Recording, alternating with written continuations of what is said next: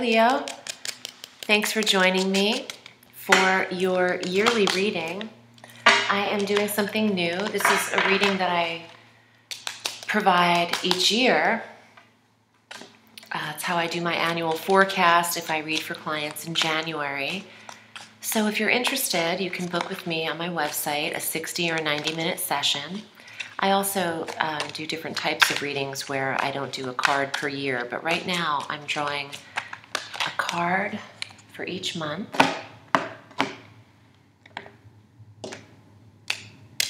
And I'm also drawing an angel card and an animal totem card. January, the moon. Doesn't surprise me.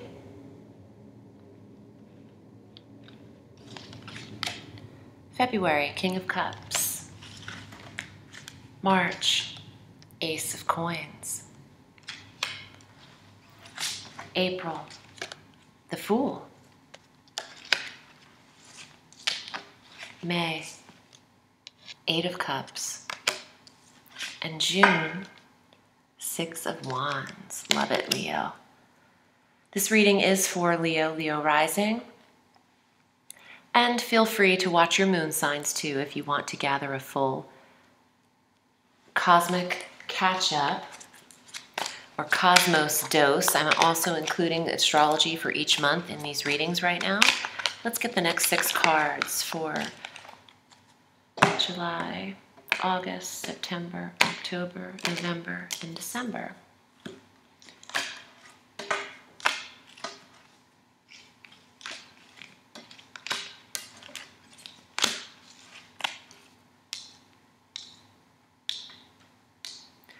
Okay, Leo.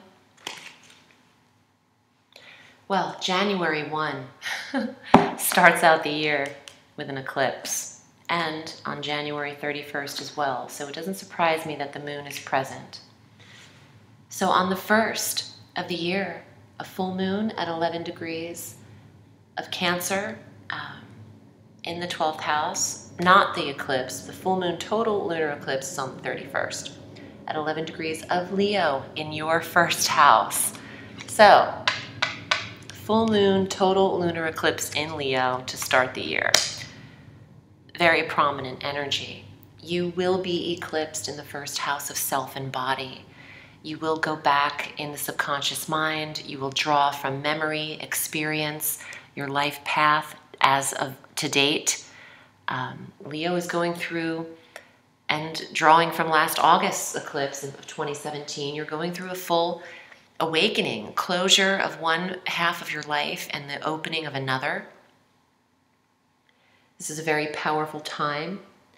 And to start the reading with the major arcana cards suggests that as well.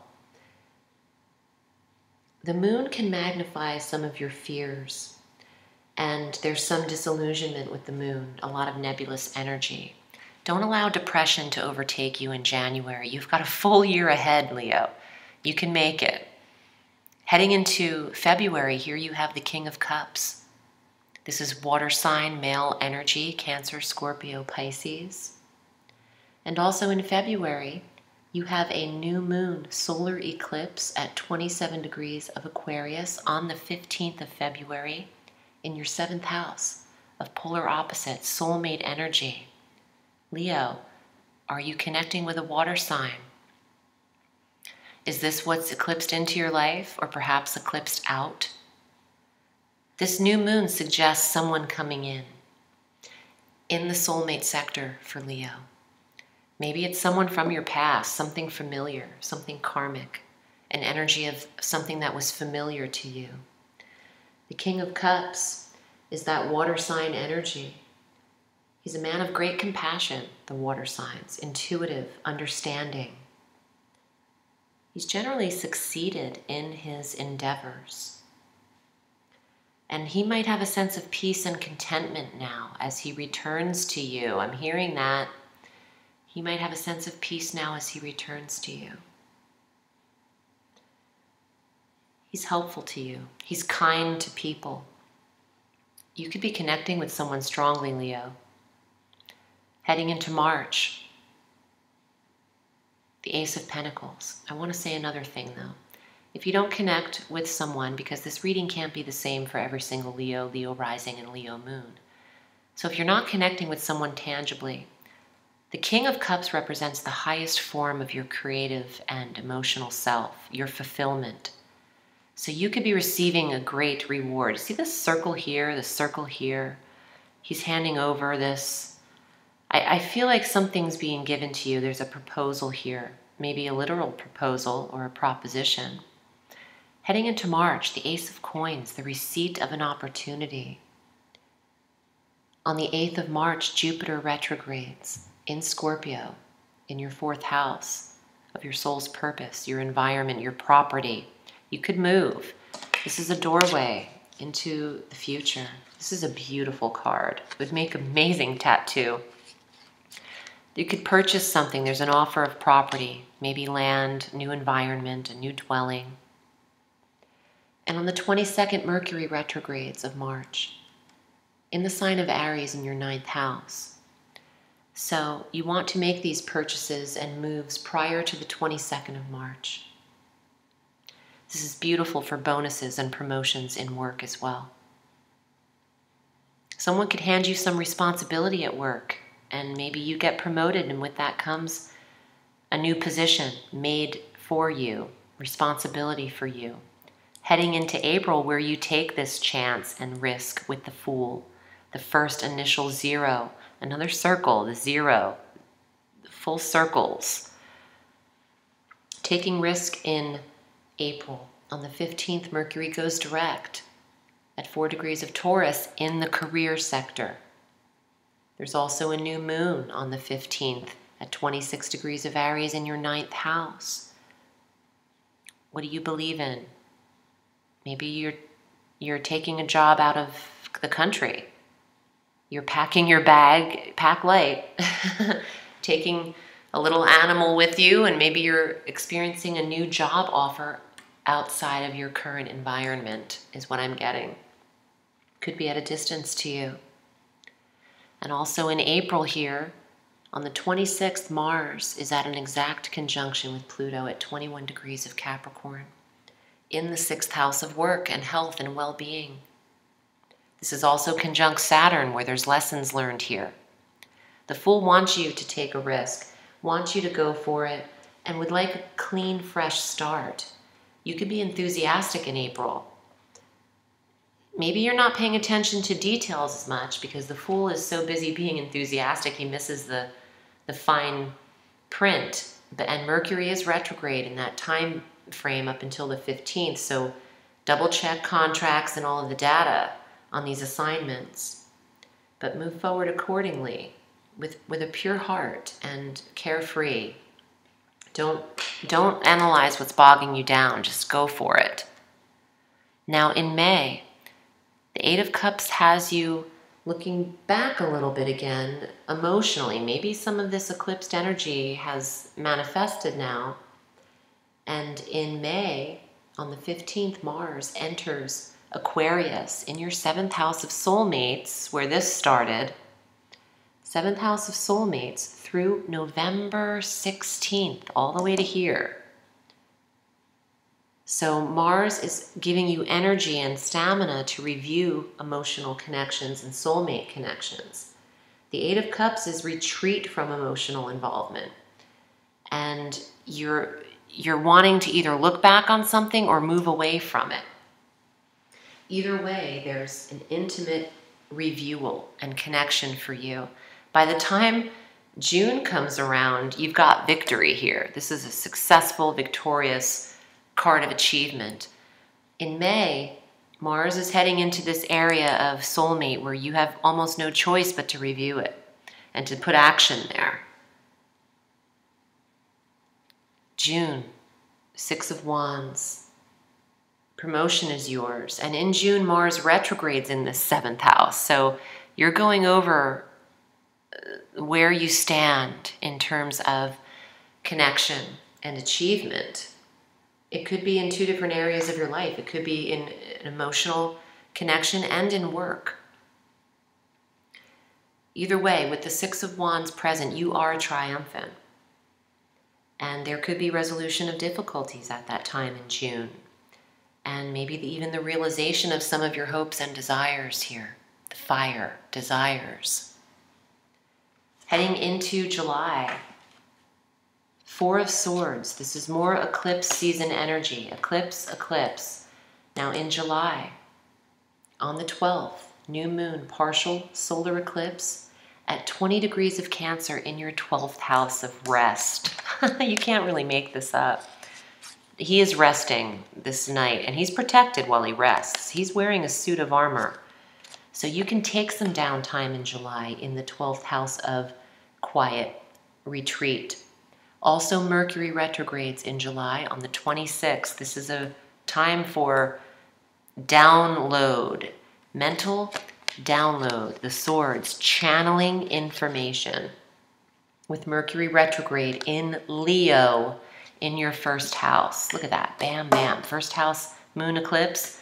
First house, retrograde. Rest, Leo. Rest in July. That's your solar return. You're allowed to take a vacay and retreat. Also in July, the full moon, total lunar eclipse at 4 degrees of Aquarius in the 7th house of soulmates, where we were talking up here. So yeah, very poignant Tarot energies here. August, 3 of Wands. Rest, retreat, replenishment, going away, travel, new waves of reinforcement coming in. Now, on the 11th of August, we have a new moon partial solar eclipse at 18 degrees of Leo. You're being eclipsed again in the first house. So you need downtime to prep for this energy because boom, here it comes filtering in. You're starting a whole new path, Leo. And it's a new moon, the fresh start. In August, you were eclipsed and there was a full moon energy bringing closure to you. And this year, boom, you've got all the new energy coming in. Mercury also goes direct in August at 11 degrees of Leo in your first house, fire. Move forward, press play. Time for action, travel, adventure, replenishment. Powerful, powerful stuff here, Leo. Now, September, Knight of Cups reversed, coming down from that King. Maybe this connection, you're growing weary, you're getting insecure about this water sign, perhaps. Or this message with the Knight of Cups didn't come through. In the retrograde, it could have been miscommunicated or foggy. Maybe some of you didn't get what you wanted. Perhaps in August, on the 26th of August, the full moon in Pisces, in the 8th house of sex, Pisces, water sign, bringing closure. Maybe you were only short-lived with that experience. Not for all of you, but some of you, you're turning away or they've turned away already. And maybe they were eclipsed out of the picture just as quickly as they were eclipsed in. 6 of Coins come October. Shared resources. The benefit. You benefit from others and people invest in you. There's fairness with money. Justice is served. In October, Venus, the planet of money and love, retrogrades at 10 degrees of Scorpio in your 4th house of environment and home through October 31st, Halloween. Maybe there is a sense of you having to put your energy into work in order to get over some emotional situation or something that you are healing from. I think that Leo wants to get to work and wants to feel invested in. And that relationship could still work. This doesn't mean it's dismantled, but there's a little bit of communication that needs to be smoothed out from the retrograde. And you could then move in together. You can invest in one another, and this could be what's mine is yours and what's yours is mine. We will equally move in together. We will share responsibility in this dwelling together. November, 2 of Swords, a decision is made for Leo. Thinking over something in November. Mercury again is retrograde. Here it is. Swords rule by Mercury, communication, intellect, the mind, the thought. Mercury retrogrades on the 16th of November through the 6th of December. In your 5th house of true love and romance, in the sign of Sagittarius at 13 degrees. So you're reviewing your romance and your living situation, your significant other, and you're doing so privately to yourself, perhaps just internally. You're going over things in that retrograde. You're preparing for December. And this card is the summation of the year for December. On the 22nd, we have a full moon at 0 degrees of Cancer, just as where we started, at 11 degrees, full moon in Cancer. The summation, the Queen of Rods, complete control, creative control, entrepreneurial authority, creative action, closure in the 12th house of completion for Leo. And this is you. You are the Queen of Rods. This is the Leo, Queen of Fire. Could be Aries or Sag, but this is your reading. So they're saying, yes, full moon here, total eclipse here in Leo, boom, brings it right back to you. Queen of Rods, such a beautiful placement. It's an honorable woman. She's loyal at her best. You're spiritually inclined. You have all the things that you need now to move forward in any business endeavor. Trust in yourself, Leo. You are your own keeper. I'm hearing that. You are your own keeper. Here is your angel card for the entire year of 2018.